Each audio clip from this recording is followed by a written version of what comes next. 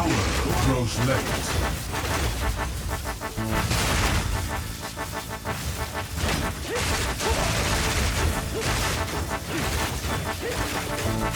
This cannot be. It is not fatal.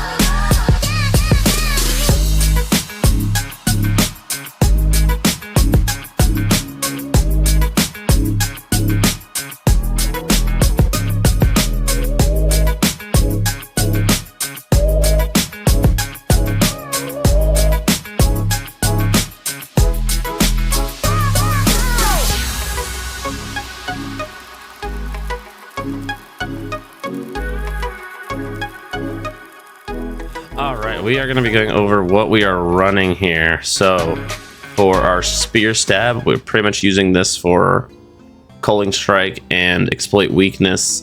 We have barbs on it as well, and rapid attacks, but we are mostly using this to consume armor break to get our scavenge plating stacks back if we've lost them. So we're basically using this to kind of manage that. Going down to our main skill, well, at least the one I like to use. You might like Rake better. You might use a completely different skill set, but I like both of these. This helps with AoE. This feels better for me for single target. But Rapid Assault, we are running Rapid Attacks 3, Barbs, Ancestral Call 2, Quill Burst, and Armor Break 3. So this is basically said going to be my main attack for single target. I use it a lot, honestly, for clear as well. On top of that, we also have Rake, which has literally the same exact setup here. Doesn't matter which one of these you use, it's just all preference. We're using Ferocious Roar. This is going to basically allow us to empower our attacks, and this is going to help break armor much quicker so we can get our scavenge plating stacks up faster. We have Armor Break 3 on that as well with Magnified Area. Oh, sorry, that's with Wind Dancer. With cooldown recovery. Wind Dancer, we have Quill Burst, Armor Break 3, Magnified Area 2. You might think it's kind of weird having Wind Dancer on a full armor character, but the skill that fires from Wind Dancer when you get hit, so Gale Force, you can actually help automate your scavenge plating stacks. Elemental Conflux, we have Fire Mastery on it. This is going to give us a lot of Thorns damage. So this is giving us a ton of Thorns damage. You'll see this kind of like switches around periodically as we get the different elementals. So now we are on Cold and Flux. We're 5 to 15k on the Thorns damage. And you can scale the Thorns damage way higher. I'm in it for more tankiness right now. So like I have, which we'll go over in a minute, but like I have a lot of jewels that are just giving me HP, which was clearly not enough because our Thorns character is dead. So we're in the normal Fate of the Battle League. We died at T3 Simulacrum. Unfortunate. But again, you can see Thorns damage is at its highest right now with the fire damage. That's kind of like what we want at all times. Going back to the skills here, we have Iron Ward, big AoE clear. We have Magnified Area, Deliberation, Heft, Armor Break 3, and Uruk's Smelting. This is just going to give us just more damage overall. I've tried a bunch of different supports for the 5th support, and I think Uruk's Smelting is definitely like feels the best or seems the best in terms of damage. And it just like pretty much guarantees armor break when you cast it. We have Charge Regulation. This is just gonna, you don't need this. This is just gonna add a little bit of tankiness. Because you do get endurance charges with this build, so that's going to basically give you 19% more defenses, you know, when you have a charge up, which is awesome. And then I just have Thornskin 1 on this. These are very important to be able to get Thornskin 1 and Thornskin 2, as you're going to get a ton of damage. I mean, that's 40% for 1 and an extra 70% for 2. Between the two is an insane amount of damage. Scavenge Plating, this is your most important skill gem. And the one that you level up, and sorry I misspoke or didn't say it earlier, but Rapid Assault and Rake, you can keep those low level. You're not going to do any damage with those skills anyways, so you might as well keep them low level, because all you need them to do is apply barbs and apply your Quill Burst, and then basically put out your damage. It doesn't matter what level they are. It's not going to do anything. All it's going to do is take up more of your mana. So anyways, Scavenge Plating, we have Physical Mastery on it. We have Prolonged Duration, Thornskin 2, again, big importance. And we have Dyla's Desire. This is a super expensive support. I think it was like 60 Divine on Hardcore Trade.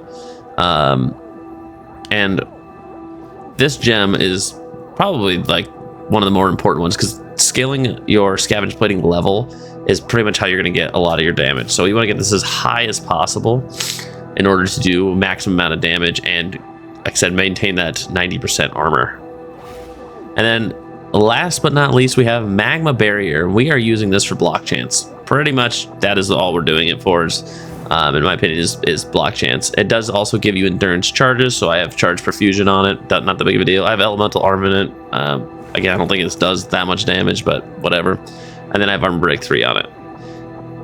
Again, not super necessary if you're running low or you don't have the spirit for it, but it does, like I said, put us up to 43% block chance. So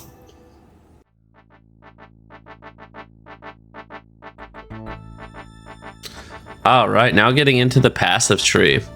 So I'm in this order is basically the order that I went, and I recommend that you guys go. So we are the Druid with the Shaman ascendancy, and I think that is the most important thing. Is the Druid with the Shaman ascendancy is absolutely necessary, I think, for Hardcore Thorns. I don't think you can maybe run a Titan and get away with it, but I'm pretty sure this is the best ascendancy in the game for Thorns. So we first take Sacred Flow. That's going to give us 40 spirit per empty charm slot. So we don't have any charms in. That gives us 40 spirit per that. So it's an extra 120 spirit that we can just utilize for skill gems, and as well as our Thornskin 1, Thornskin 2. Huge damage boost when you get those. Second ascendancy, we're going to be taking Wisdom of the Magi.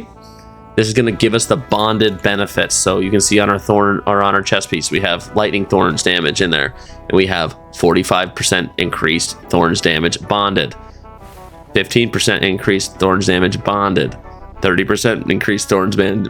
You get it. You get the idea. The bonds give us a ton.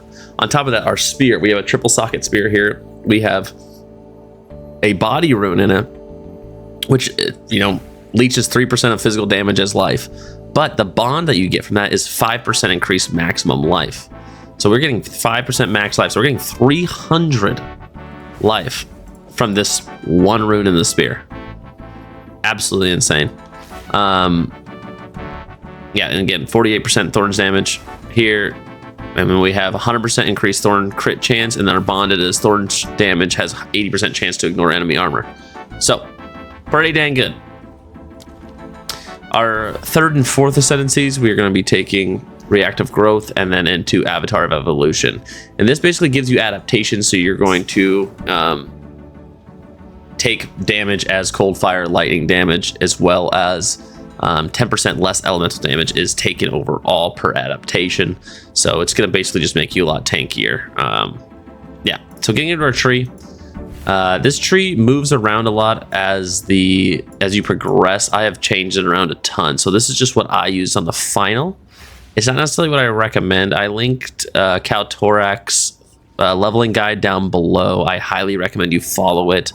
And once you get a better grasp of thorns, you can kind of use the tree the best your abilities and things like that. But the biggest thing that I would recommend pathing towards right away is all of the thorns nodes. So we start here. I'm gonna grab this right away, Guardians of the Wilds. This is super good. I usually stay away from this. I did stay away from this right away just because we weren't super into life coop. Right away we went into Thornhide and Barbaric Strength. We grabbed these two. From there, I believe I went up down here and path down here, and then I went all the way down to Vengeance, and I went down to Voracious. These two are extremely important. Get them as early as you possibly can. Sturdy metal, also really, really good once you unlock the brass dome.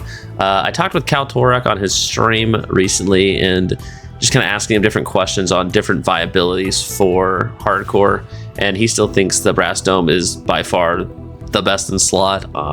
So getting a 3 socket at least brass dome is pretty much essential for surviving late game. And again, you know, you're probably going to die at some point like I did, but you know, I was clearing 6 mod T15s. I did a couple T2, T3 simulacrums. I did a bunch of pretty much all the content that the game has to offer outside of trying Arbiter, because I died before I did that.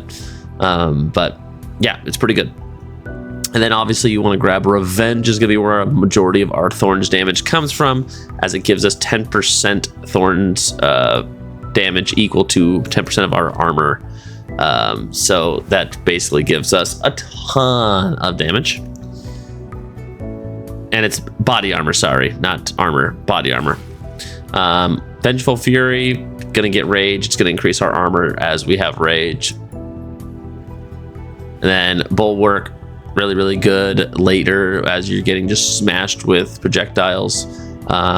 This is not necessary. I was just trying to get as much life as I could, so I basically wasted 6 nodes all the way down here to grab an extra socket, which I will go into my sockets here.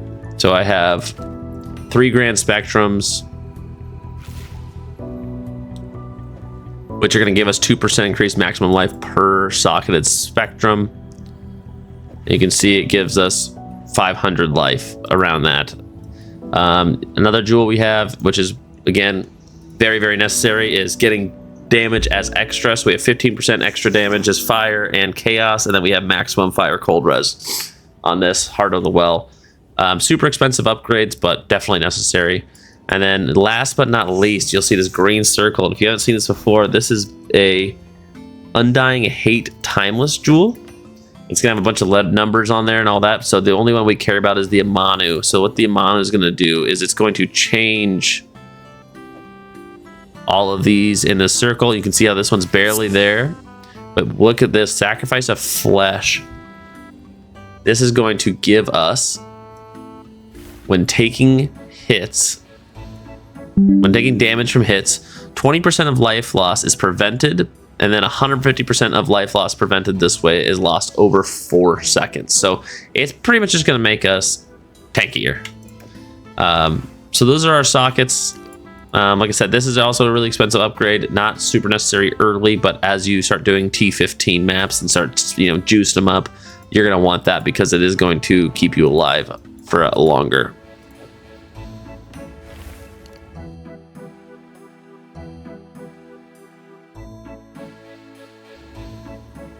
All right, now getting into our gear setup. So this is where a lot of the importance, we already briefly went over some of the stuff. So spear, not super important early, but later on you can actually get a decent amount of damage and different things from it. So you want to try and get a 3 socket sea glass spear. It just has the most attacks per second, I believe. But anyways, and it allows us, it's basically one of the few spears that we're going to be able to utilize with the requirements, because it's a hybrid dex and intelligence. But anyway, so the 3 sockets is important because you're going to be able to put extra damage on there. So 2 sockets is fine, but a 3rd socket, basically we got an extra 5% increased max life. There's a lot of different sockets you can put in there, socketables, but for hardcore, I do think the 5% increased max life helps a ton. But anyways, so you can see our bond is, we have gain damage as extra physical damage. So that is how that scales with our thorns. So if you see damage as extra, it's going to give you thorns damage. So we have gain 13% of damage as extra chaos damage. We have, with a bonded, you know, gain damage as extra physical damage. We have gain damage as extra damage of all elements, which bonded is going to, you know, give us, I think it's 8% chance to gain additional random charge when you gain a charge, which with the perpetual charges, that helps a ton. But yeah, so that's what you want for the spear. If you want to know how to craft a spear of that, you can look up the Kaltorek guide. He has it in there as well. Helmet and boots are absolutely necessary for this build.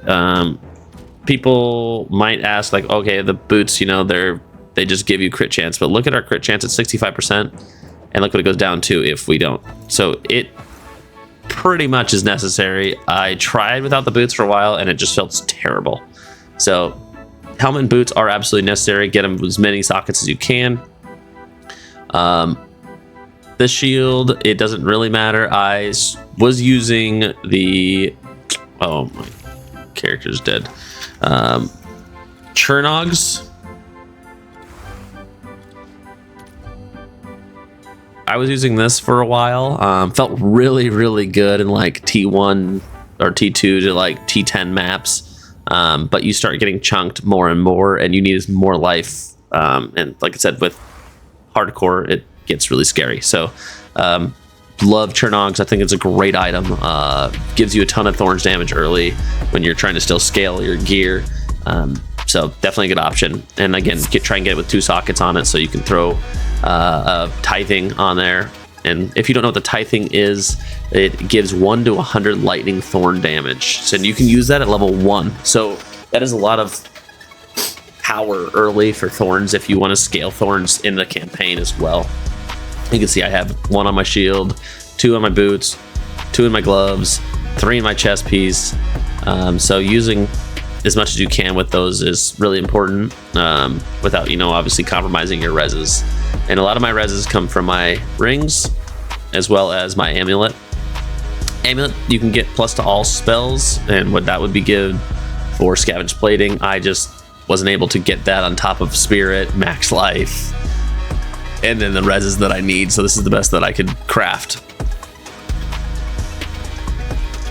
Belt, you're gonna basically just want to get reses, get life, and things like that. Get armor if you can. But the biggest thing is getting a T1 Thorns roll on it when you hit that level. I think it's 50 A's when you can start getting the T1 Thorns rolls. And so you're going to want to get that as, you know, T1 Thorns roll and then fill in what you can with it. Helmet, like I said, very essential. It allows us to retaliate against all hits with thorns. And we're going to want to throw in the stag idols into that. That's going to give us thorns critical hit chance. So also super, super important. Again, our crit, a lot of our crit comes from that as well. And then, like I said, the greater rune of tithings, you can use those at level 1. Highly recommend getting a few before you start a thorns build, as they will make your leveling experience a lot better.